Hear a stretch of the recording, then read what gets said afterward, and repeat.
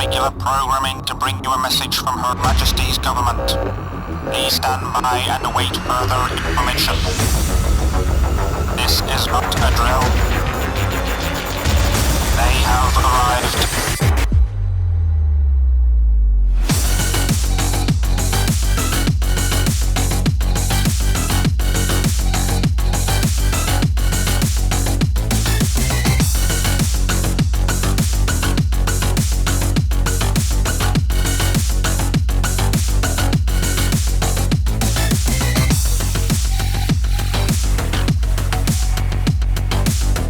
Ready? Yep. Welcome to the next Trade Legends podcast with me, PB Plumber, and Alex, the Nugget Inslee. Big L. Sponsored by Balenciaga. €4. So, last podcast we had a bit of falling out, didn't we? Because you were banging on the table again. Mm-hmm. And at the start of every podcast, what do we tell people? Don't bang on the table. Because it makes it a nightmare for Jack to edit. So, guys, And it really annoys without wanting Pete. to sound like I'm telling you off. No banging on the table. I've got the dog bowl. If you do it again, you're licking out the dog bowl. It's as Even simple though as that. we've told you, please don't bang on the table, he will still bang on the table. Do you know what that award's for? Power- Table banger 2021. 2021. Talking about awards, Pete, what's your... Well, I brought it because I didn't even see that. have you lot not bought your awards? No. So we've just been to, we've got a plumber special tonight. Let me just introduce the guests. We've got Mark from MJ Tiff Plumbing. Bonjour. Alex Woodward. Both plumbers. You've both been down for the installer show in Coventry. Did you make it there, Al? I did, mate. I did. And then I didn't make it back, but I was supposed to be there today. But You weren't with Andy Ken, were you? nah. Yeah, there's some stories. There's a lot of plumbers that are been a bit ropey today, there? I think. Yeah. After Andy Cam's story yesterday, they've sold out of step ladders. Jesus Christ. So, we had an award ceremony and I won this award. So I thought I'd bring it because I didn't say anything at the time because I was a bit overwhelmed. But yeah, I got an award for, we raised some money for a plumber who had unfortunately got cancer and was trying to raise money for his family so he could sell his van and his business basically. So that's what that was for. But today I had a really nice experience. You know when your faith in humanity is restored. So we did a competition. Well, I didn't do it. I was just asked to pick the winner. But a company called Snap It, they were giving away a press tool. And it was completely random, and it landed on this email address. And the kid was walking past just as it was drawn out, and he was so happy he'd won. He didn't jump on you, did he? No, he couldn't believe it. His hands were shaking, and he was so happy, and he was saying, I can't wait to tell my mum and dad. And it was just a really nice moment. He was so polite. And earlier in the day, we'd done a talk to the students, and they'd all sat there like zombies. Like we were supposed to give them a Q&A. Not one of them asked a question. And I was just thinking, is this the future of our industry? These just like... I just knew it was PB Plumber and we were all a bit Just like... sat there But the like, funniest- in awe of it. Is that Starstruck. guy? No. This is the best you part. PB The dog bowl guy. This Did is you work out? This is the best He part won of an it. award. So we're on camera on the main stage, and the presenter said to this young lad who's just won, of course you know who this is, and he was like, no. Brilliant. It was brilliant. He didn't have a clue who I was, but he won this award, and he was just really said that, nice. though. He won this press tool, and then we took him to show him how a press tool works. He didn't have a clue. He's on his first week of plumbing college, and then we took him to the velocity stand and got him a kit bag because he was just such a nice kid. So Fair play. yes, to had a him. nice, So I know nice what end to the show. So I know what to do if I want free shit next year. Just say you don't know him. Yeah. Don't pretend you're PB Plumber. Just be like really grateful when someone gives you something, then go up to people and be like, oh, free tool bags all around. Tony, where's my tool bag? Just Come on. lashing them out like that. Tool bag for you. Tool bag for you. Did you get a tool bag? I never got it. Oh, you get a I tool didn't get bag. one, no. Oh, Pete. Would you use a tool bag? What for? I don't know, me makeup.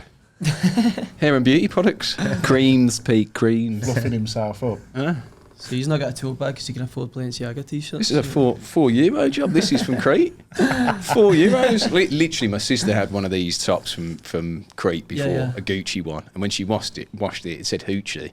And she washed it again, it said Coochie. It's like every time she was washing it, it was like spelling Just different hasn't things. washed it yet. Yeah. Well, I haven't. I was actually wearing it on yesterday's podcast. He said, look, you smelly bastard. I did want to mention it. I did spot it. I was like, thanks, Pete. Yeah. I only wore it for the podcast yesterday, so I thought, right, I'm putting it on for the rest of the day. Does Pete wear pink for every podcast? No, I think I've worn this for the podcast before. He has. I watched one coming down. You were wearing that.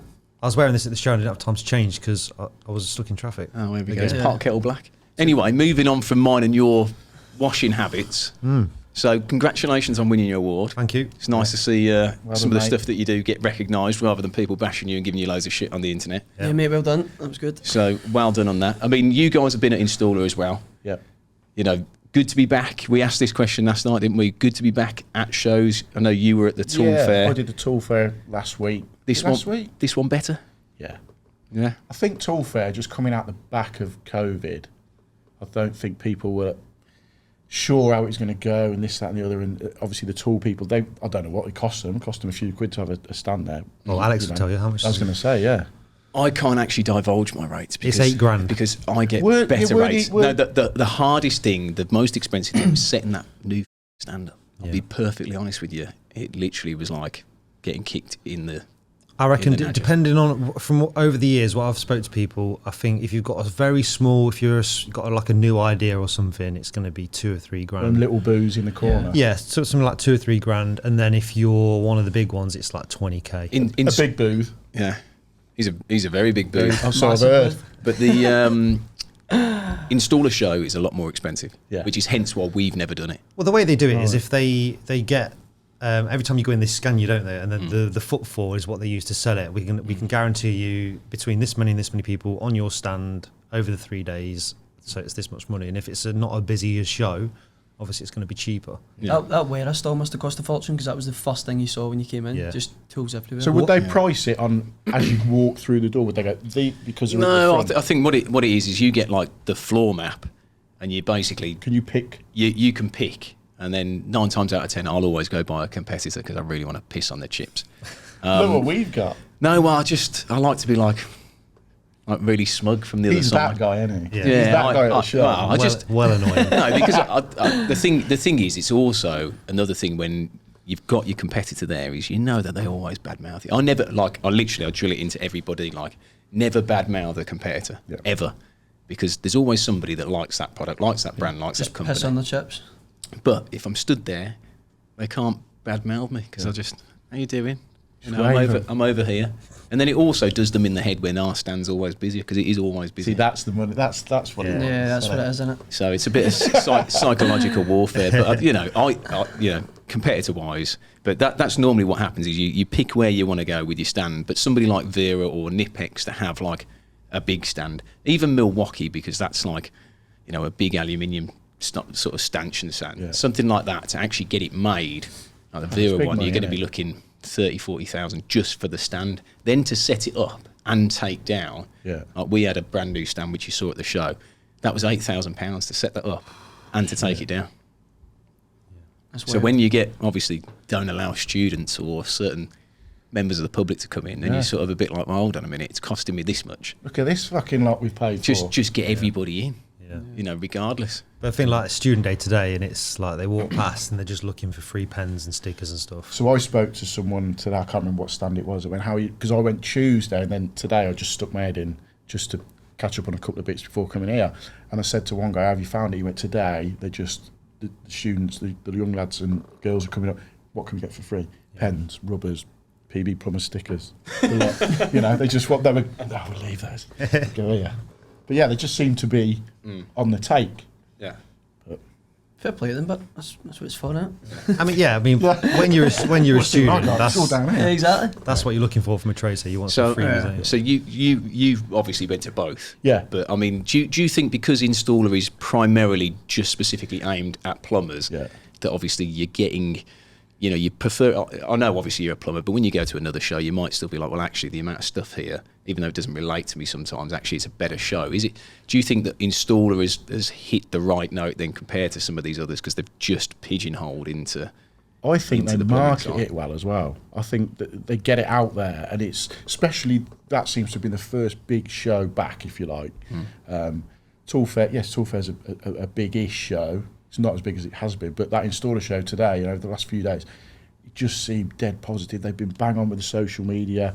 Everyone that tags them, they seem to have put it out there, reposted it. They're quite active, and I think that's worked a treat. It's got even people that I know. I went Tuesday, and people are saying, "How do we get there?" Lads that weren't aware of it, and they've been there today. So just getting in that mindset of being out there, I think sort of works. Yeah. Have you missed the shows? Yeah, I have a bit. It was always something to look forward to get at. You know, just gives you that little day off, a couple of days off, just to go, right, we'll have a bit of a break. We'll go and have a nose, see what's coming out. Yeah. And then, especially with the social media side, is you're seeing so-and-so, you're seeing so-and-so. People that you've interacted virtually, you're getting to meet them. So, yeah, I like the shows. What about you? You're happy to be back at a show? Is it good That was actually my first show. Was but it? I'm also quite glad that it's an annual thing, because if there was one of them every week, I don't think I'd make it, to be honest. If you saw Andy Cam out in a casino every week. Nah, but it was really good because I went with my dad, and he's been a plumber for 40 odd years, so he's never done anything like that. So he actually really enjoyed it, which was good to see. I assume he's been to shows before.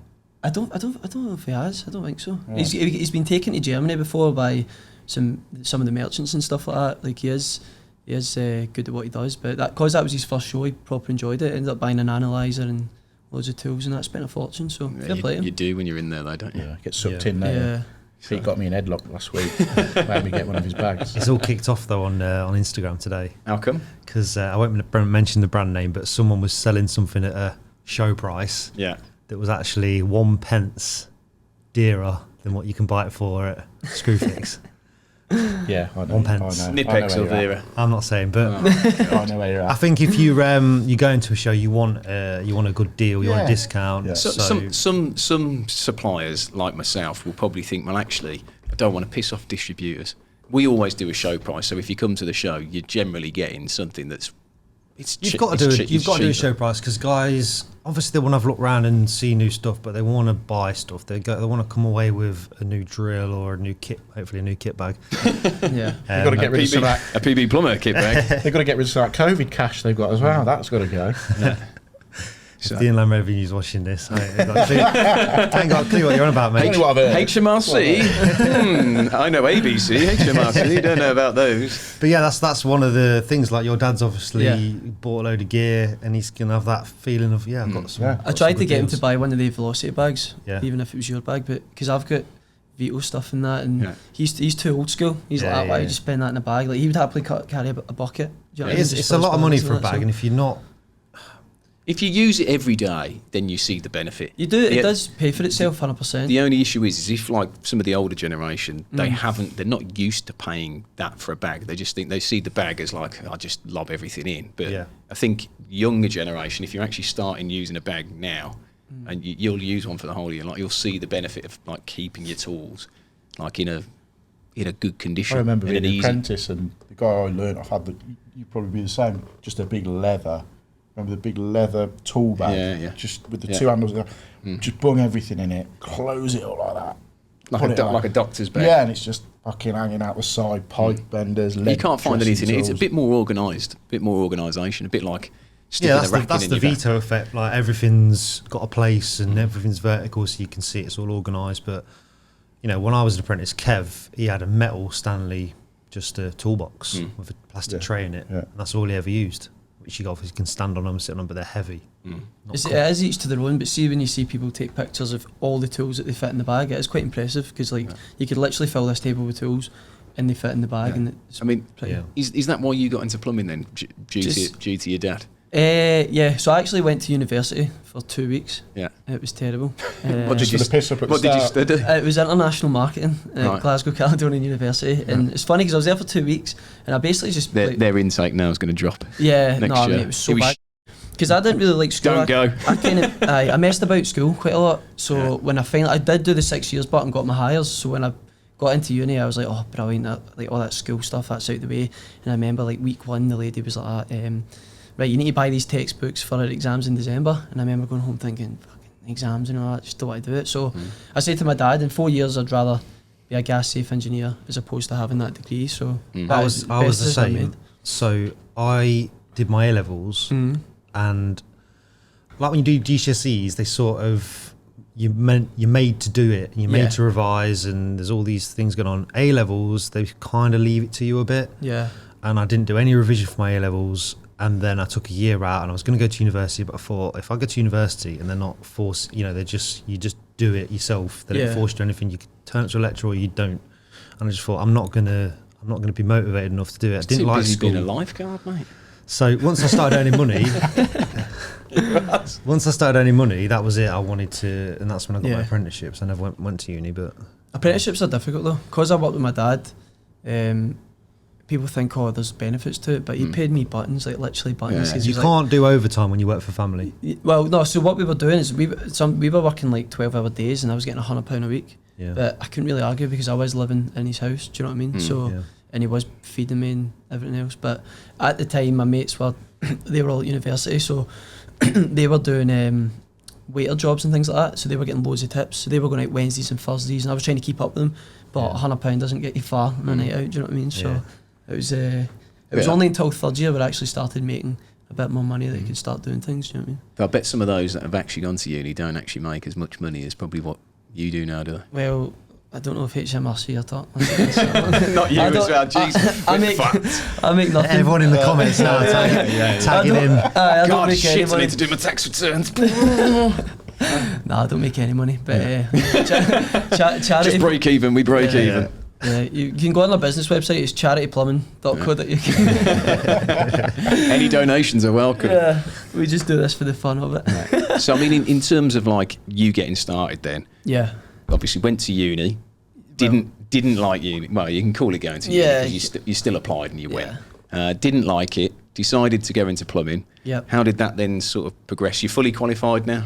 Yeah, fully qualified. Aye. So when I done plumbing, it was actually really good because I wasn't really interested in uni and I wasn't interested in doing anything. So when we started the plumbing, there's two ways you can look at it. You get apprentices now who start and you can just tell from day one they don't want to do this. Do you know what I mean? They're just there.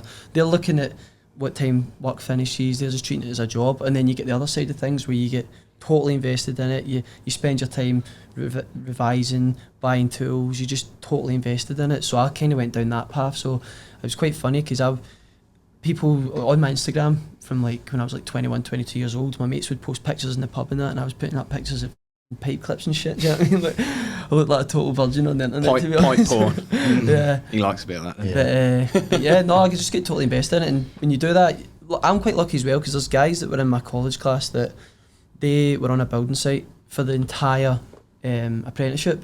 So their job was like just doing a bit of guttering and plastic. So when they actually went out in the real world, they didn't really know anything else other than these builds. Yeah. But with my dad, we've done biomass, air source, like hotels, factories, we've just covered everything. Worked in the British Museum in London to like Mrs. May's kitchen. Do you know what I mean? Just full.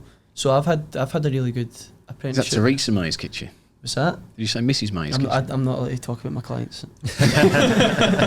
Don't kiss and tell, Teresa. I did a job at Alex Inslee's house, never got paid. Still waiting. He's still waiting. Well, none of us get paid, if you remember. Yeah, exactly, Pete. Doing you a favour for your tax bill. I remember when I was at college, obviously doing the same course as a guy who was working for Norman Underwoods, which was like a lead company, so they were just doing lead work. Yeah. He got the same qualification from me as me when we left college, but Yeah. he'd never even changed a tap because all he did was lead work. So You're going to get accused of using lead again now, Pete. Now you mentioned the word. yeah. Yeah, there's he said lead. one of the boys got his gas tickets and he'd never actually soldered a joint. Yeah. So like one of the tasks in college was I think we were soldering on a cap end or something, and the boy had never done it before, and I was like, how did you get this far without soldering? But you don't need to solder now anyway, it's all press, innit? But quite.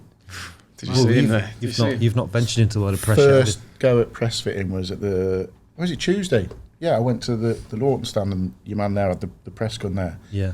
and just chatting away to him. Did it feel a bit alien? It felt, yeah. Did you feel like you were cheating on your solder? Yeah, felt like I was letting myself down. Like goes home like Jim Carrey. Yeah, just naked. Was it the crying game when I sat in the shower? Shaking naked in the shower. If they don't make water hot enough. So No, I wrong, don't but know. it felt so right. I don't know, it just felt, I can't get it through You my loved head. it, didn't you? I don't He know. felt dirty, Loved but it. he I loved don't it. know. Loved it. The, Loved be- the it. best thing about press is see when you get in after doing like a full heating system and you just your hands are just that black way, and you're like, me and my dad went into a pub when we were working away and we got to the bar and a guy sitting at the bar goes like, "Are you plumbers?" And we went, "Yeah, maybe he's seen us on a job or something." He goes, "Because you smell like plumbers." And I was like, "Oh, you dick." That's nice. Isn't it? So at least Nah, a day of handling copper pipe. Yeah. Yeah, You there's can that tell. aroma. Yeah. No, Yeah. No, I don't know if I'm going to be that press guy. aren't you? I don't. But we had this when plastic came about 10 years or so. Oh, can't do that. But then that's slowly adopted. I don't know how long's press fit stuff been about.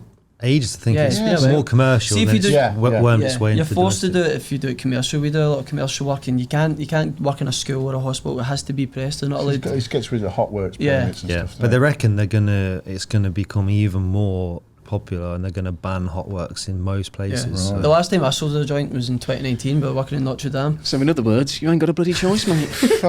Straight over his head. No, I love the way they were just like, no, you're fucked. You're going to have to do it. Get pressing, son. No, we'll see. It's an expensive game though. Like I've got. Well, how much is a press? How much to are get they? yourself set up, The press thing. Yeah. press gun, 15, Press gun. 22, 28mm jaws, couple of batteries, 1,400 quid. But you get V press and M press jaws. So banging the table. Yeah. So so you get Connex fittings. That's what you use. Yeah. They're V press, and then Express. They're more popular. They're M press. But even more confusing, Connex is B press, Yeah. but it uses a V jaw. So I swear they do it just to confuse people. Yeah. And then you've got MLCP, you've got a U jaw, a TH jaw. Every time you buy a I'll stick to jaw, soldering. I've It's got a lot. Anthony Joshua jaw. you got 16 not mil, harsh. 20 mil, Yeah. you got 15, 22, 28. Every profile for every size needs its own jaw, and it's 80 quid a pop. Is it? So it can get Yeah, they're expensive. But I've found it before. You get see with soldering. The good thing about soldering is you can take it apart and things like that. Yeah. Whereas I would press so if say you do like a sort of bit of a rig, and then you get that one fit and it just doesn't catch right, and then it leaks. You have to rip out like the full lot. Do you know what I mean? You've wasted a fortune in fittings. So what it does do though, it makes you think, because sometimes you can't get your press tool in, so you think, right, have I got to press this before I put it in situ? Am I going to get my press tool in there?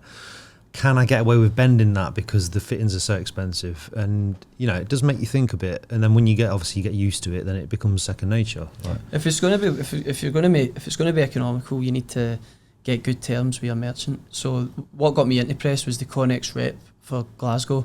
He set up my account at Wolseley, and he gave me the best terms on all the fittings. Because if he didn't do that, then it's hard to price a job. So what's a 15mm elbow press fit? About £1,000. I actually don't even know. The best way to think about it is it's slightly cheaper than a push fit, speed fit fitting plastic one. Yeah. So yeah, it's more the tool getting. But you into get the tool. gas fittings as well and water fittings. They're separate. Just for extra life. Yeah. Gas has yellow rings on them. You basically need 10 grand. Yeah. But things like this make you think, why don't they just have one profile and everyone stick? Because even in MLCP, some of them are like one brand is 25mm, another brand is 26mm. Yeah. That's 1 millimetre difference. And that's like these.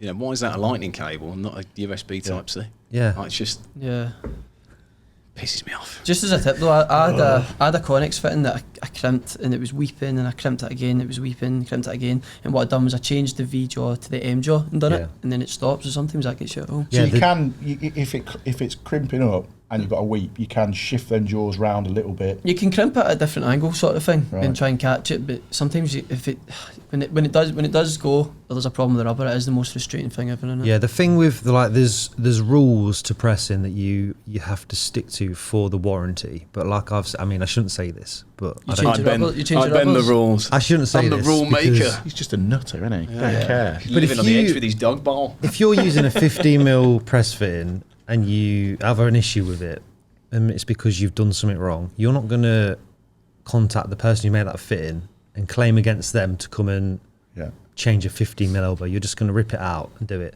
So, but yeah, like the M and the V, if you pressed a V profile fitting with an M jaw, you've got no warranty. Can you see the markings on it where it's pressed differently? Yeah, Yeah. They know. They And know. if you flood a house and they come out and you've used the wrong jaw, you've done anything wrong, you've got no warranty. So I suppose it's like, in essence, your push fit or your plastic stuff, you've got to bang the inserts in. Yeah. A lot of people, well, some people don't, they'll get issues. My press gun's got Bluetooth, so see when they calibrate it, they can tell how many. He's just texting his press tool. You okay? You up? You're right. Where are you? Got a job tomorrow. Where are you? V fit, not M. How's your piston? You're right for oil. Send me a picture of your video. Oh, crack me up. You like to see that? So I mean, obviously that's how you've got started then. Going back to that. I mean, cross sort of like you going from an apprentice into being fully qualified. What other stuff have you come up against that's like? What do you mean, like in my personal life? Personal life. Well, like anything work wise where you. Well, I do a lot of. I'm really active. I do a lot of running. So I've ran 5 marathons before. I've done like Paris, Loch Ness, Copenhagen, Amsterdam, and the Boston. But that was a virtual one because of COVID. Yeah. But anyway, last year I went a 30-mile run, and I was actually urinating blood for 3 days. And me being me, I was just totally ignoring it. Like I was finding it funny. I was taking pictures of it and sending it to my mates. Look at this Right, Bina. I was like, it's still happening. Mum's like, go to the hospital now. So I did go. Yeah. So they done a CT scan to check my kidneys and my urinary tract, and I didn't think much of it. And then I got a phone call 2 weeks later. I was on a building site in Ayrshire. I was with my dad at the time actually, and they phoned me up saying, "Good news, your kidneys are fine, your urinary tract's fine. However, we found a 6 centimetre tumour on a nerve in your lower back." So I remember them telling me that, and I was like, "What?" And then I says, "Can you tell me anything more?" And they went, "Oh no, we can't tell you anything more. We'll be in touch. Bye." Just left you hanging like that. I remember my dad was like, "What was that?" And I was just like, "Oh, it's nothing." See, because I hadn't hit me yet, I was kind of like, nothing. And you go back to work, but your head's like frazzled. So I got a phone call a few days later to say you're going to get a MRI scan in a few weeks' time. By the way, the urinating blood thing had nothing to do with the tumour. That was just a hydration issue. But luckily it happened because that's how we discovered this.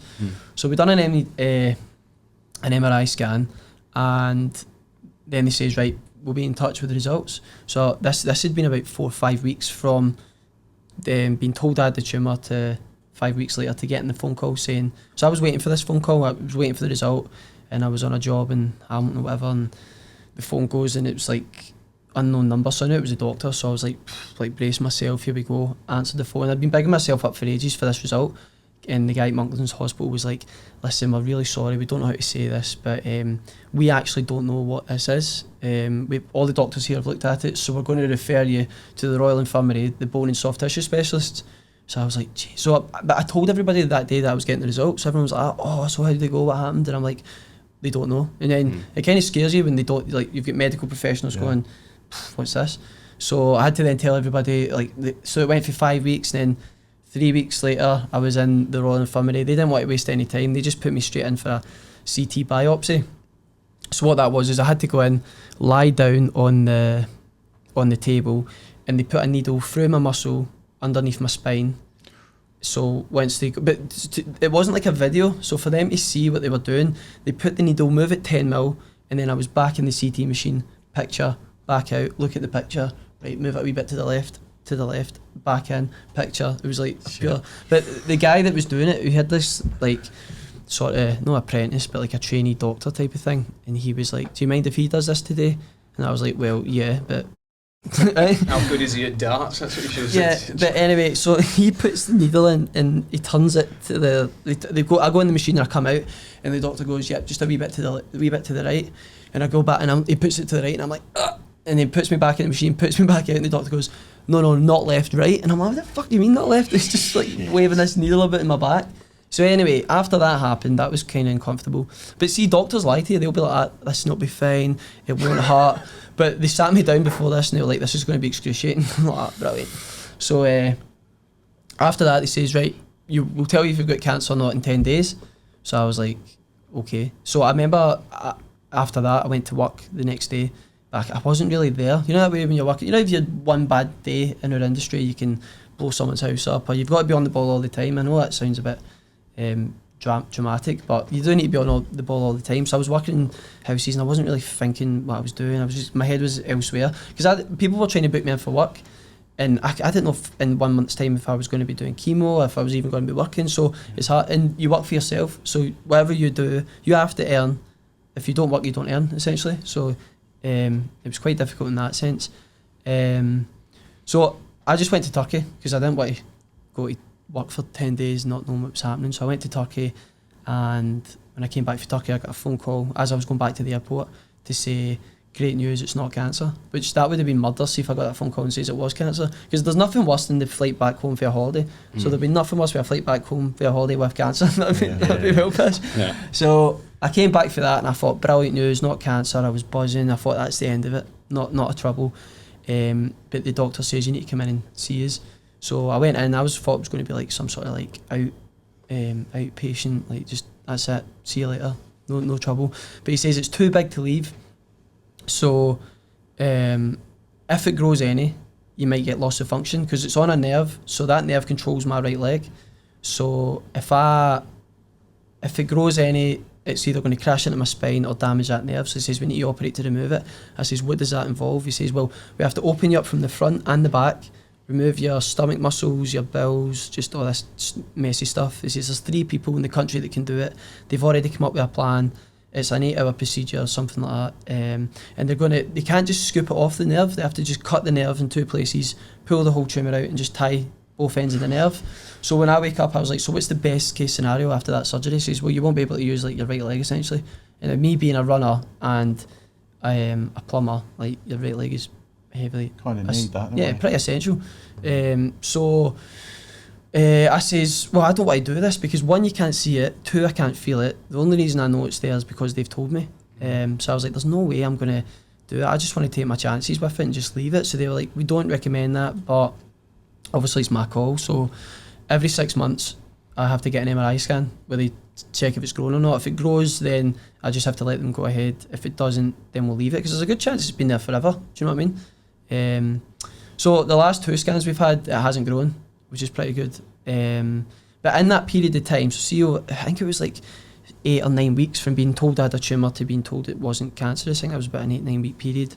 And in that period, because I didn't know what was happening in my life and because a doctor had told me you might lose the ability to run and walk, every single night I'd get in for work, I'd run a half marathon, then watch TV, I just ran a half marathon because I thought, I didn't, if I was sitting on my I live alone as well, right? So I work alone, live alone, so it's a lot of thinking time, if you know what I mean.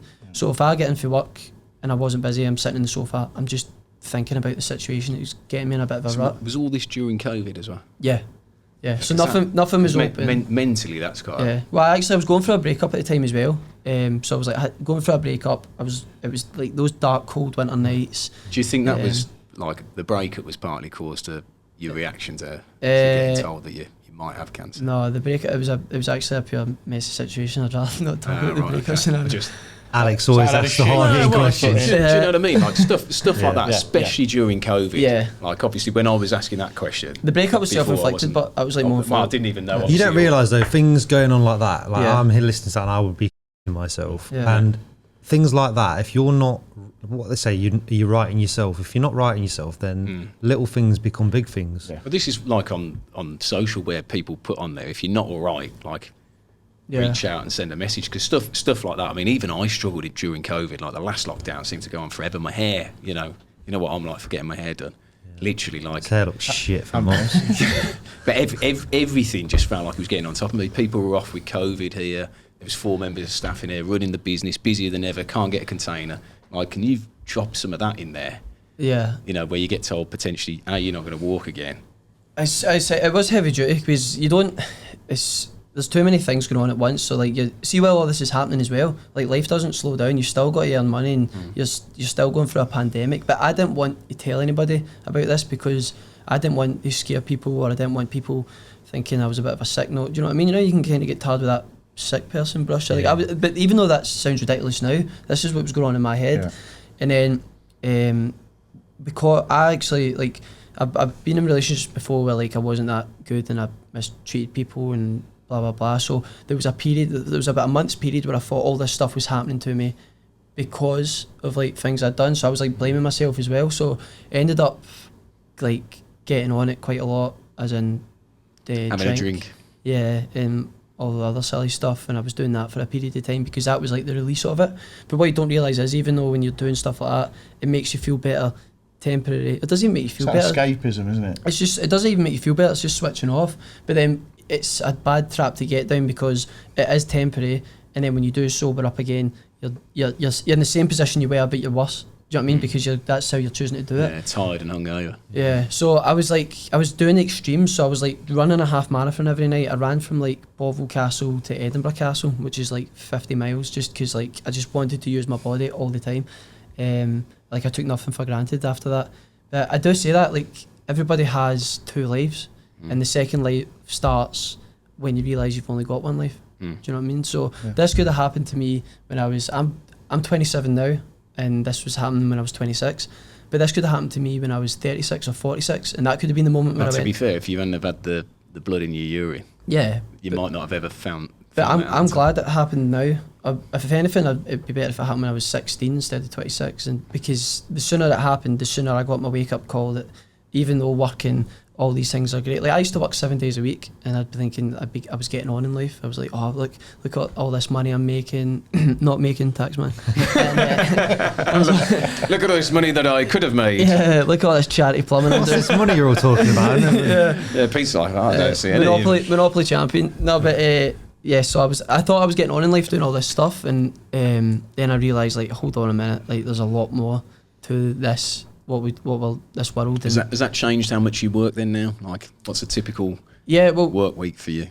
Well, when you were messaging me about like doing this podcast, and then maybe I think someone said something about maybe coming to see like a day in the life of me, and I was like, you ain't going to see much plumbing because I don't do much anymore.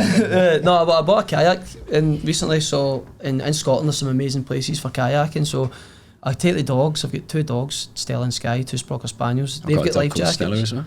Yeah, called Stella. Yeah. Named after Stella Artois. Stella Artois, Sky Sports. It's the dogs. Stella Artois. It's not just me with weird names. Aye, but they've got wee life jackets. I think they're called puppy preservers or something. I don't know. But anyway, they've got the wee handles on them, so they come out kayaking with us. So see if you work 5-6 days a week, it can be quite a highly stressful job. What we do, all the invoicing sides and all that as well. You're always on the end of that. That's what I find. And if you're on social media as well, like, like we are, it's sort of just, that never, I talk to you sometimes and literally you're just, like, Pete. You can tell when you ring me. Pete. And I start reading a message while I'm on the phone. He's like, I've lost you now, I've lost you. Yeah, okay. Pete, you still there? Pete, you still there? I'm like, yeah, I'm just replying to this customer. Just give me a second. But that's the thing, is like, these make life easier. Yeah. But at the same time, you take on more. Yeah. Like I sit at home on social media till like 10, 11 o'clock. I'm still sending these guys stuff that I found, like, Nathan, this new website. Have you changed this? Stuff like that. And I'm just sat there and I can't switch off. Yeah. But it does start to affect everything else. And maybe something like that is a blessing in disguise in a weird sort of way to make you realise there is more to. Yeah, 100%. It's the best thing. It's the best thing that's actually. It's going to sound mad, but it is literally the best thing that's happened, because it's just opened up my eyes to how we should live. Like, so a typical Sunday for me would just be getting the kayak, getting the dogs, driving somewhere, going out in the middle of a loch and just switching off, no phone, nothing, just totally chilling out. And that's, I think there's a connection between humans and water that just makes us like it's good for the soul. Do you know what I mean? Swimming and things like that. Just getting outside's pretty good. Well, we're made for it. But people think that the way we live now is going on forever, but we didn't have cars and mobile phones like 200 years ago. Do you know what I mean? Like, we are actually we're all animals at the end of the day. Even like central heating. Like, the Romans invented that, didn't they? So they used to they made a channel around the edge of the rooms, and they used to tip boiling water in it. And that was the first. Your body's like, it's incredible what you can. I mean, you see like that guy who's just got the world record for holding a plank. I can do like a minute. There's for like like people, 11 hours. People that do like Ironmans and stuff like that. I'm just like, that's what I do. I do things like that because I'm mentally insane. But no, but what we done was because all this happened, right? A doctor literally sat down and said to me, so see if I'll show you a picture of the tumour, but when you see scans of a tumour and you're being doing all these tests and that, not many people have a 6 centimetre tumour and get told by a doctor, right, just go live your life. Do you know what I mean? So I felt like I had to do something. I felt like I owed it to the people that, because there were people, get to do it. Yeah, there were people in the same scenario as me, and they get told, nah, listen, you're going in chemo straight away, or like, do you know what, this is irreversible, you're going to die. Like, that happens to people. So I was like, I need to do something, because the people that have been told that, they would give anything for a second chance. So I came up with the idea to run from. I wanted to push my body as well. I wanted to come up with a challenge. Oh, banging the table. I wanted to. I love that. He's like. Yeah, I wanted to come up with a challenge that would physically represent what I was going through mentally. if that makes sense, because it was a pretty dark time. So I came up with the idea of running 50 marathons in 15 days, Hampden, where Scotland play their football in Glasgow, to Wembley. And we arrive at Wembley on the same day Scotland played England. So was this for charity as well? Yeah. How much did you raise for? We raised £100,000. Wow. Yeah. Well done. It was. We actually raised £50,000, but a guy called Lord Willie Hockey, Sir Tom Hunter, they promised to double whatever we raised. But I think he said that when we were at like 18 grand. So when we got up to 50, he must have thought, oh fuck. Yeah, but he is a great guy. That's unheard of, that sort of charity. It's unreal. But it was to build a community centre in Glasgow Green, which is a park in Glasgow, and it's for basically targeting like underprivileged kids. So it's a bit of a sports centre where people in that area, East End and that, can basically go. So that's why we raised the money. But there's a couple of grants you can get in Scotland that are worth like $250,000 each, but the only way you can access them is if you have like proof of funds. So this 100 grand that unlocks like a couple of grants. So by getting this 100 grand, we've got so much more, and then with the publicity of it, we've got all these investors, all these local companies coming in. So I've had so many messages like roofers and things like that. Like, yeah, we're willing to do it. I mean, so to be fair, well done to you for like, taking something that's really shit, and actually bringing something else out of it. Because I know that you do stuff. That's how you are a lot of the time with stuff. Is you don't do it. It's like it's in your head, isn't it? It's like how do you cope with it? You went down the route of using alcohol as a coping mechanism, and then you realise that wasn't the best thing to do, but then you changed it. Some people would be defeatist.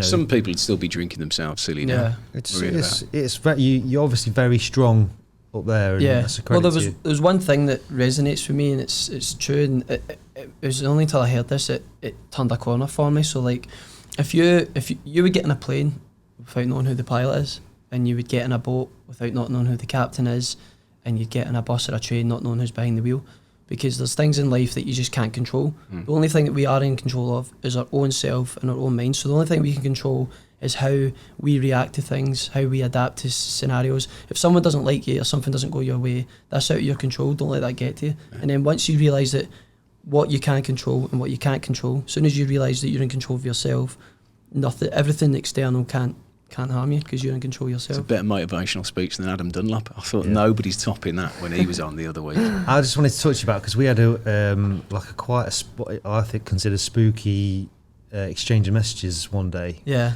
Because I follow you on Instagram. Yeah. But we'd never really we weren't chatting. I've got all your pictures on my wall. Signed. But I saw on your story that you were going through something, and I messaged you to see if you were all right and whatever. And then it was like, I don't know if it was like months apart or a year apart, but I was just driving along on a Saturday morning, and I was going to Poaching's to pick some materials up, and I just thought, I wonder how Alex is doing. And I messaged you, didn't I? Yeah. It was just completely... I don't know why I thought you just popped into my head. Yeah. And then we had a little chat, didn't we? It was good, mate. It was good.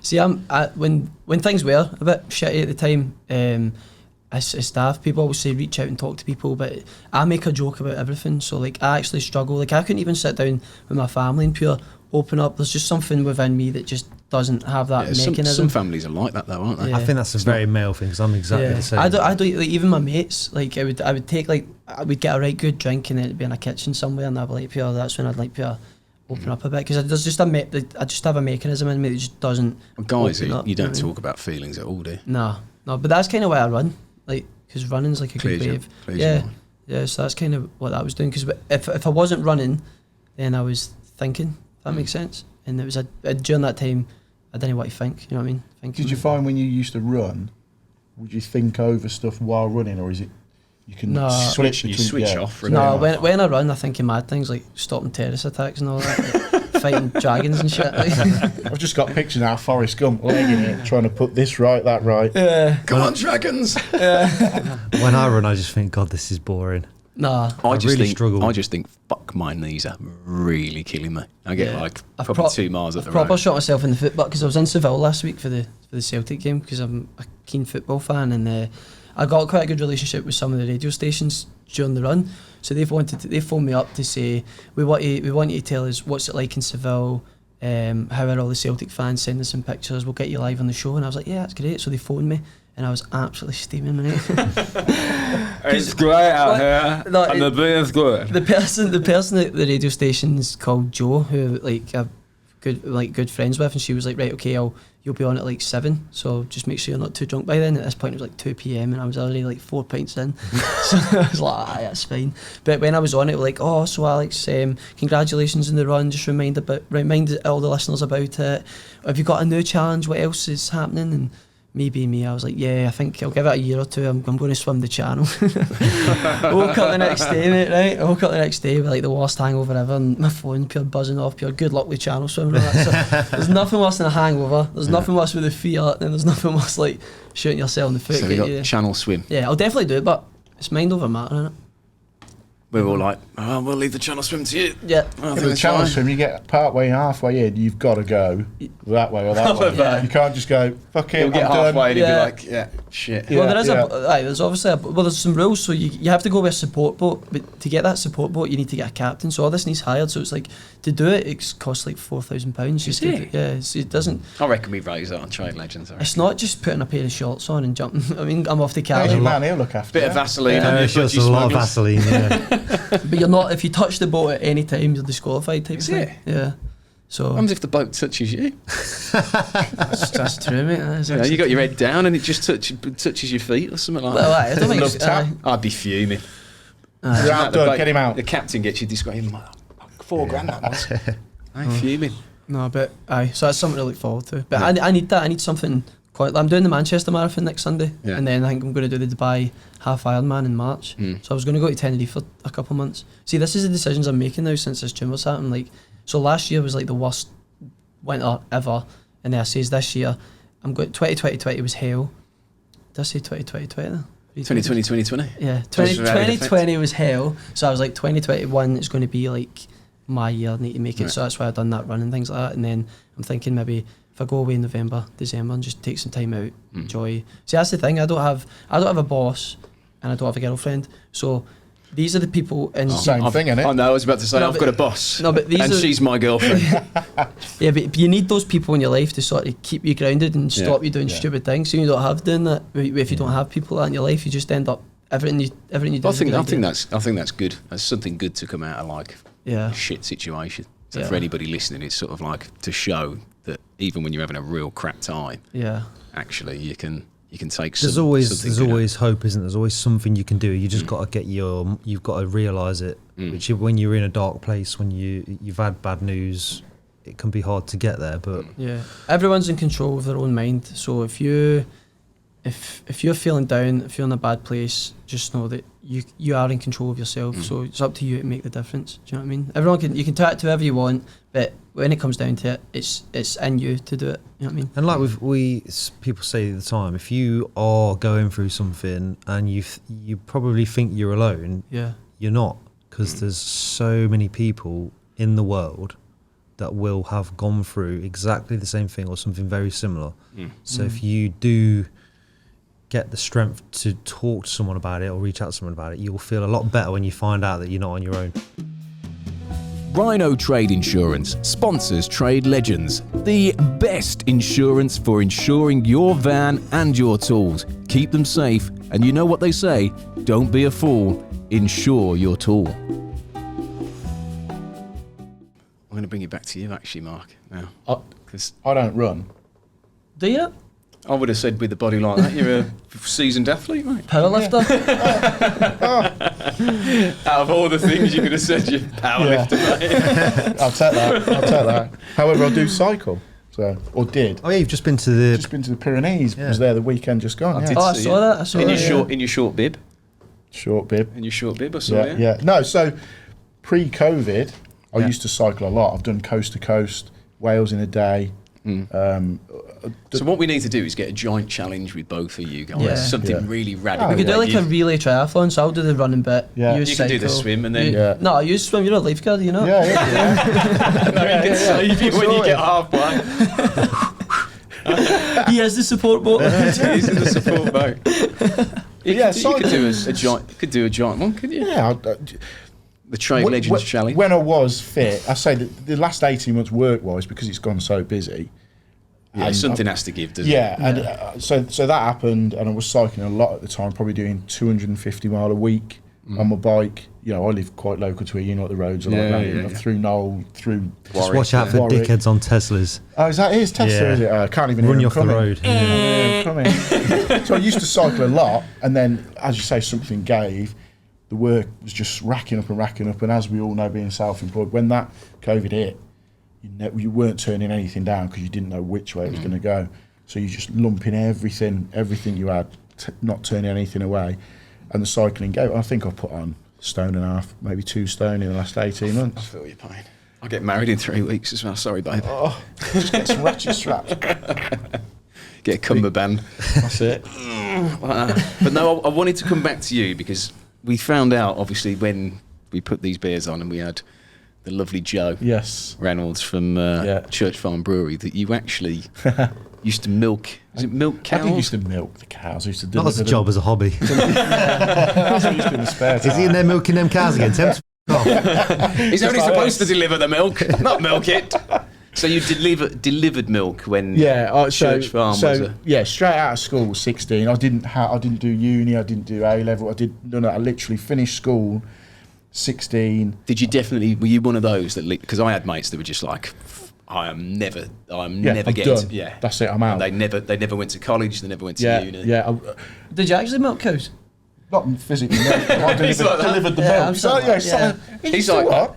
"Geez, can you still do it? I'll run down. I think Joe's fella, Andy Wren, Yeah. I think he did teach me how to milk him at one point, but I was there. Is there a show us a technique? I can't remember now. That's got to be Probably one of the working for the top. weirdest Yeah. jobs. Like Yeah. you're milking a cow. Yeah, it's Because just now it's just you stick the thing on the udders, don't you? No, Yeah, what that's what it. baffles me is someone done it for the first time. Yeah. You know what I mean? Imagine going to grab your mate, like, mate, look at this. Like, what the f*** doing that for? I reckon I can get something out of them. Kinky bastard. But yeah, so I went from school, not academic, academic. Can't even say it. It's not a trade academic. legends, Yeah, but- that's it. Thanks. Weren't great. So I literally knew it was, the trades I was going to go into. Did you know at that time that it would be most likely plumbing? Was there No, anybody in, like no. your dad or anybody? No, around? my old man, he was a painter, not a decorator, painter. Just remember Bundy. Yeah. Can't say he's a painter. He's a Got to be decorator. disgusting. No, he was he used to paint fire. Everything's linked to him. Fire engines, Yeah. dust Lifeguard scouts. seats. Yeah, all red. Used to be a vehicle painter. Yeah. And I can tell you exactly how I got into it. I remember growing up, there was a lad that lived down the street, and coming into it, young lad, used to love my cars and stuff like that. And he had a Rover 216 GTI. He was 17 or 18, and I remember saying to him, how have you got that? A young lad, how have you got a Plumbing. And it literally went, I'm a plumber. And I went straight away, that's for me then. If you could have a car like that, being a plumber, I'm in. So that was 16. Then I started, because where Church Farm Brewery is half a mile from my house. So you're over by the Hat and Arms. Yeah, literally just round the corner from there. Nice part of the world. Yeah, it's lovely. So got a Saturday job, helping out a lad doing the milk round up at Church Farm Dairy at the time, and then started doing that. So it was that cross of finishing school, then going out, delivering milk for them, and while sorting my apprenticeship out to start plumbing. And there was like a crossover about 6 months, just passed my test. Where their farm is, there's a little village next to it. So the lad doing the milk round would go, right, I don't even think I had a licence at the time. I don't know if it sounds like. But of course, out in the sticks, out in the country, you take the Land Rover full of milk on the back, you deliver to that village while we go out and do Warwick, Leamington, this, that and the other. So I'll just go down there, deliver the milk round there, and then the college course come in. So I just cracked on with the plumbing and hoping to get me Rover 216 GTI. Did you? No, I went a step ahead. I bought a Sierra Cosworth. Oof. Yes, Wow. went big boys tackle straight from the. No, I think And the then first you one drove was down the XR. road to him and went, Yeah. Oh, Look at Have this. you got your licence now? Yeah, luckily. There was a point where it was touch and go. That's why that car had to go years ago. So what was your first car? So the first car I had was what was it? Mark III Escort Gear. So I went for that for about 6 weeks, then I bought an XR3i. And I think the XR3i, the insurance was Astronomical, 3 yeah. times the price of what the car astronomical. was. Then I went from there, and from then on it was just car after car after car, Nova SRs, Golf GTIs, Sierra Cosworths, just... that was my thing. You know, a few lads went out on the piss and football orientated and all that, so I went the other way, car way, which sort of kept me on the straight and narrow to a degree.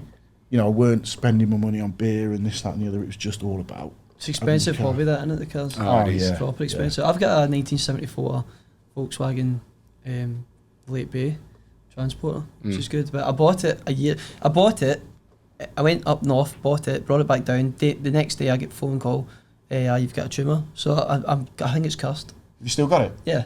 I need to do it up, man. It's been sitting in my mum's driveway for a year now, and I'm like... I thought you were going to say that's another crazy thing where you just thought, you know what, I'm going to go and buy a new car. Yeah. No, I've... do you know, I'm very impulsive. We were working up north, and I was just sitting in a hotel room, and I was just looking at like old Volkswagens, and then I saw one on the Wednesday, and then on the Saturday I bought it.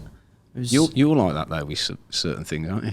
Yeah. Occasionally like I see you like, I brought this old gramophone player or something like something. I like old stuff, and I'm always on eBay looking for. Yeah. Facebook Marketplace are dangerous places. See, I had a spate of going through. I bought loads of antiques, so I got into chairs, antique chairs, and I just think they look cool.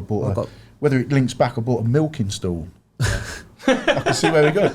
Milking, but it's well done, Joe. Well done, Ben. We've definitely uncovered the fetish here, haven't we? Oh yeah, it looks dead cool. It's just like a three-legged old, and I dare say it's probably 100 years old. Keep those milking hands away from me. Like that. But I dare say it's 100 years old. I just think in my head, what? This is going to sound odd now. What's this sin? What's that? If that could tell a story, it's been here, it's been there. And I just find myself, you know, I will go to places, you'll stand there and go, what was this like 300 years ago? You know, what's this area sin? I live near Warwick Castle. You think that's seen over the years. There's a lot of history around that area. Oh yeah, it's mega. And you take it for granted. I go over Castle Bridge every day. You know, there's a historic medieval castle, probably one of the finest. I sound like I'm selling it. One of the finest in the country. Absolutely good. Warwick tour guide. Yeah. Go over it every day. Don't batter an eyelid. And then you see people travel hundreds. When was it built? You obviously know if you're in Warwick. But this is like a $1 million. Imagine this on Who Wants to Be a Millionaire. It's like, Mark, your $1 million question is, what was the year? I reckon it was Warwick Castle. There's some link to it to 1066. There's some link to it to William the Conqueror somewhere along the lines. Battle of Hastings. Yeah, something like that. But I know for a fact Michael Jackson tried to buy it at one point. Did he? Yeah. Never successful. Never had it. Warwick Castle is a medieval castle developed from a wooden fort originally built by William the Conqueror during the 1068. 2 years out. Wow. That's impressive, actually. Yeah. I'll talk to the girls. I'm going like that as if it's my castle. You see what I mean? You like that? Yeah. Go like that. Who wants to milk? He's like that Leonardo DiCaprio picture. He's like, get in there. But yeah, just you take a lot for granted. Warwick history lesson, well done. Yeah. Considering That's you the said one you thing I wanted to did get out take of from school. school. You're like, I'll take that history. But ironically, so when you were at school, I hated lessons. Now I love history. Yeah. Love delving into any sort of stuff. Where do you think that comes from? Do you think that comes from your work or the types of jobs you work on, or is that just something that, as you've got older, you appreciate more? Yeah, I think it is. You know, and hearing people's stories.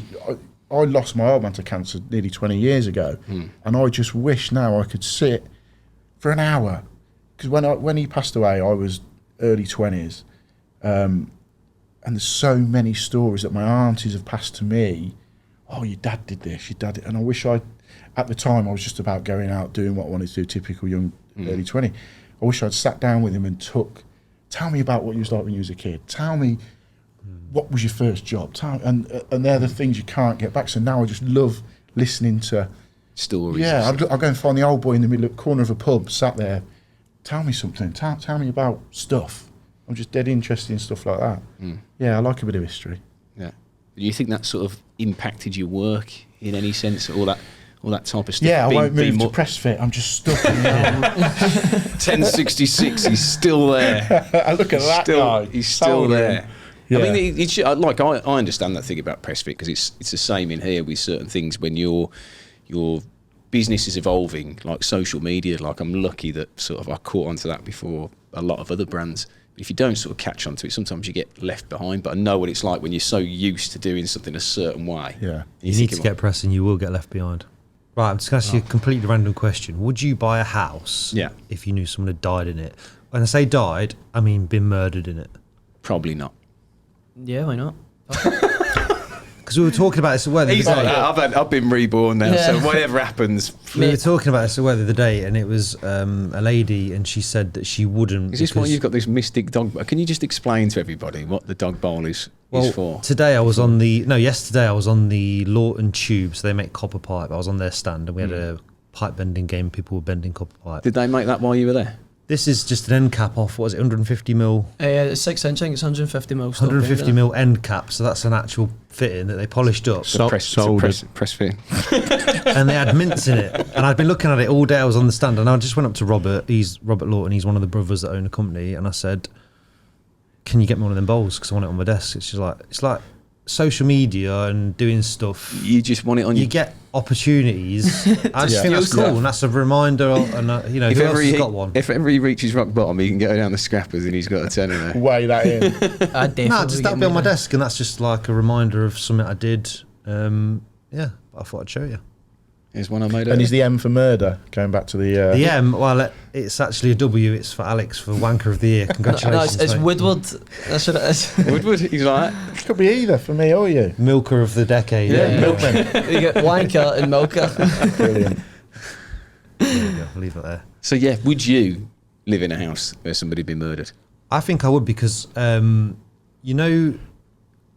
this is If very. it's like a really old house and you know that they've been dead, like if it was like, I don't know, from 2 weeks ago.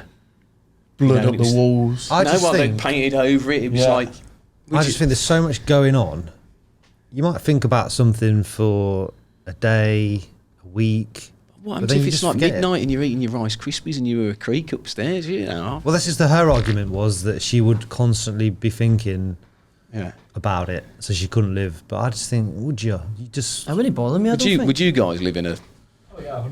I know you would, you bloody weird. I'm talking about... You'd be like that. You'd be like, where are you? Where are you? You'd be having a seance in there. Seance with some sort Ouija of... board. Yeah. Are you still here? Yes, Give you me a are. sign. Pete's just doing some market research before he murders his missus. Am I going to be able to sell my house after? What happens to the property prices after Would you buy my somebody's house been if I killed my wife? But just going off the back of that, I did probably 20 years ago now. Yeah, it would have been 20 years ago. We did a refit for a building company in Warwick at, the Hatton Estate, the Hatton Hospital. So there's a massive hospital there that used to be a renowned mental... Is that politically correct? Mental asylum. Well, my old house that I've just moved out of, on there, they had a... On that estate? They called it a mental institute. Yeah. I think they like calling it a bonkers house now. Yeah. No, they actually yeah, so called it I worked- mental asylum. Yeah, I worked in Hatton. We did the refit for a company in Leamington, AC Lloyds, done the whole refit on it. And the actual wings of the mental bit, the mental asylum bit, when they were building it, we were doing the plumbing, the first fix plumbing on it. And they've literally just dot and dab board to the murals that these people have drawn when they're in proper bad state. The end of the world is coming and all this sort of stuff that's, quite worrying things, death, the end of the world. And they've just dot and dab boards on, bang. And it's now like they're selling them for, I think when they first went, there was £1 million apartments that local footballers were buying and this, that, and the other. If they were to rip that board off, you've got some And see the Matrix on the you've back got some proper scary behind there. Yeah. But you just don't know what's going on in going back to that, you don't know what's going on in buildings. Well, that got pretty weird pretty quick again. Yeah. What happens in these... what is... You're going to have to ask Jo. Yeah, I'll have a word with her, see what she... Maybe it's some sort of moody... Weird. Moody milk that Ren's getting out these cows and banging them in the beer. So should we do the darts before the fastest lap then? Yeah, why not? Mix it up Should a we do it that way around? Or I don't want to get told off by My Jack for confidence will message. be shattered once I find out how someone laughs. So I'm better just doing this now. So okay, then play we will darts. we'll get Pete to move and we'll get you up, Right. Alex the assassin, Yeah. and you can throw your 6 darts. The Scottish are quite good at darts at the minute. I'm not. For this week's Trade Legends episode, we are giving away a fantastic bundle from the UK's fixing and finishings manufacturer, Talon. As a part of the bundle, we are giving away an assortment of merchandise, such as t-shirts, a hoodie, baseball caps, and much, much more. And as always, a crate of Trade Legends beers. For our main prize, a £250 voucher from Power Tool Mate Prizes. To find out how you can win all of these prizes and for full details, head on over to our website www.tradelegends.uk.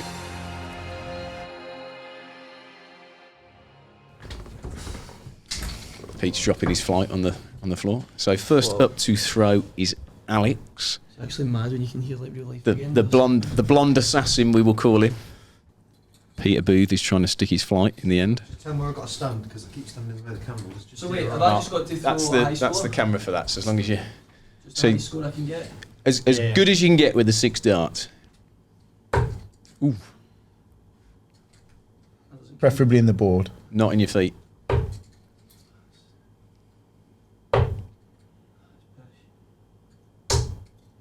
Bit of grouping going on there.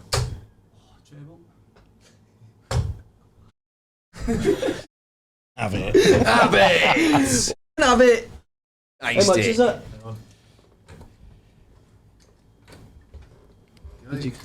My up. Going to be doing darts lessons now. And we've got, as he's known in the mental asylum, Mental Mark. He's stepping up to the mark.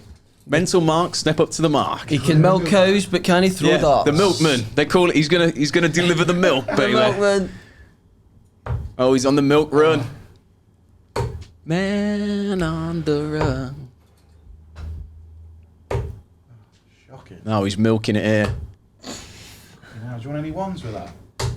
Oh, That's sorry, mate. Don't worry about it. no use crying over spilt milk. Hey! Is he here all night? Not great. Not great. Right, Are you for just going to throw some darts now? No, it's just you two, and then we're going to go over now to The board. the fastest laps. Mate, I'm going to be shocking at this. I always like to see if I can. No. Oh God! Gotta always Everybody go one watch off, innit? me. It's PB Plumber. It's the PB show. Look at my arm. Make sure my bicep looks really big on this throw. Pink to make the boys wink. What was Pink to make the boys wink. I like The it. score's secret because the guys watching or listening guess what you got, and that's how they win. Just for everybody listening on the audio, we're going to go into fastest laps. And first up, we've got Scottish Al, It's actually born in London, believe it or not. known as the Flying Scotsman. They're all coming out tonight. Plumber, runner, stunner. Oh, yes! Plumber, runner, stunner. Please tell me someone's coming out with that. I was on STV Is that what News. they called you? It's the plumber, runner, stunner. See, when I was on STV News, I would right? just get the milkman. PRS, as he's known for short, ladies and gentlemen. No, but Plumber, runner, stunner. STV News done the story on the run, and they kept calling me a plumber. They kept going with that. I was like, just call me Alex. They were like, a plumber from Bothwell. A plumber's just run. So that's my tag. Plumber, runner, Not even Alex the stunner. But when I done an interview with them, that's how I describe myself: a plumber, runner, stunner. You got some Love balls to come out with that. Love that. What's your surname, Alex? Woodward. So we'll just say Wood. We'll keep it short.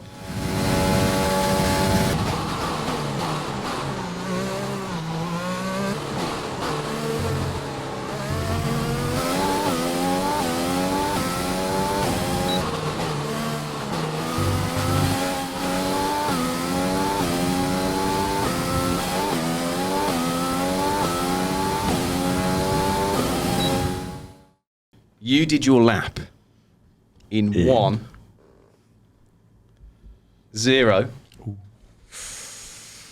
It's better than PB Plumber, 10 minutes and 10 seconds. Jeez, crap. 1-0-1-9-3-7. So So where is he? He's just after. It's pretty low down. It's pretty low down. Just after Louis. wait. So I'm. Louis from Fixed Radio, just after Louis. Ah, right. I see. I'll be honest with you, That's I can't like actually. 7th place or something. I right? can't actually 8th? believe how close all of these scores are. Yeah. They're all Bar pretty, for bar obviously Sam and Pete. old Donkey Kong over there. Bowser. What happened to your score, Pete? Every week, some dickhead makes the time. Time goes by I wonder who it is. so slowly. And Pete. Next time we record you, I'm going to play that song. Just got to sit behind you, moulding a bowl. Are you still mine? Nice. There's not a lot in it at all, is there? What makes me laugh is Andy Cam is hanging as anything. You're still slower than him. What is your genuine time? 1:02. Oh, Mark. Oh, Is this good or bad? Don't know. Oh. MJ Tiff. You've hyped it up now. Got me all of a nerve. So we got Mark here.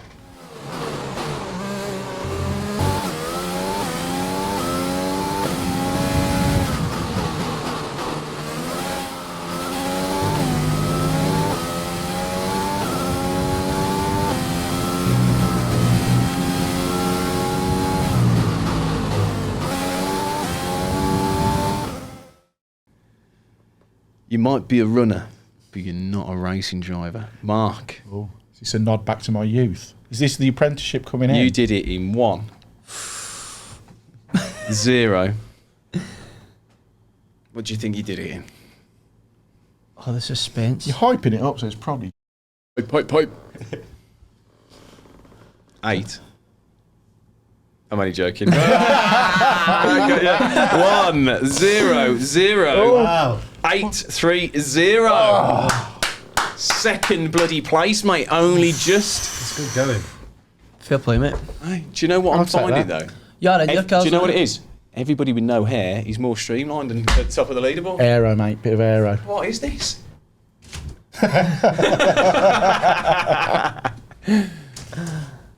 Rye Davis is going to be sick as a dog. I'm going to message him straight away. Oh, I love it.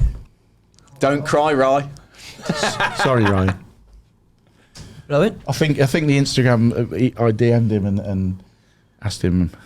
I tried to get out of him, actually. I tried to say, what track is it? Yeah. What car are you using? He never told me. He just said, he's not giving the tactic away. don't beat my time. Sorry, Ryan. And you have? I'll take that. Look at that. My writing's abysmal, though, isn't it? Jack, you're going to have to rewrite these, mate. Absolutely abysmal. So, yeah, back to... Do you want to do your Jerry Springer final thought? I just think you should give, if you've got a final message you want to...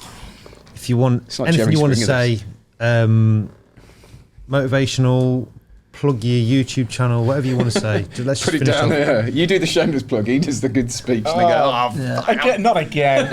You might have a word of wisdom, inspirational speech, anything you want to Top share. tip. Oh, yeah, okay, so I'll plug my or a YouTube good channel. joke. Or a good joke. Have you got any good jokes? Yeah, 'Cause I've got the typical one, and I reckon... Can you beat? Because we haven't done gag of the day yet. Have you got a... Joke of the day. It's shit, Yeah. this is... And being plumbers, I've probably heard it. It's like, He- a classic, it's like a classic. I think they teach it at college, this joke. Yeah. What did the plumber say to his ex-wife? It's overflow. See? My dad's got some jokes. We actually... What's your best one? You got to have one now. No, when I get put in the spot. No, but one of the most embarrassing times with my dad, we were in the merchants and he bought a non-return valve and he went, "Can I take that back?" So Dad jokes are the worst, though. Aren't they are. You love them. he was like, "Nah, it's a non-return You, valve." I could imagine you with like just an army of dad jokes. I just think it's some. I like when people are quick and they're Yeah. witty. I think sometimes Have that's... you got one for today? Well, I've got loads of jokes, but... Yeah, so when you're on the spot, you can't think of them. can Yeah. you? We just need to check first with our HR department if Pete's jokes are PC enough for. PB enough. Did they Well, mention? Did they mention? Someone knocks on the door and a little kid opens the door and he's got a bottle of vodka in one hand, porno mag in the other, smoking a cigar. And the chap says, "Is your mum in?" He says, "It look like it." No. What's red and bad for your teeth? A brick. Oh. A fire engine.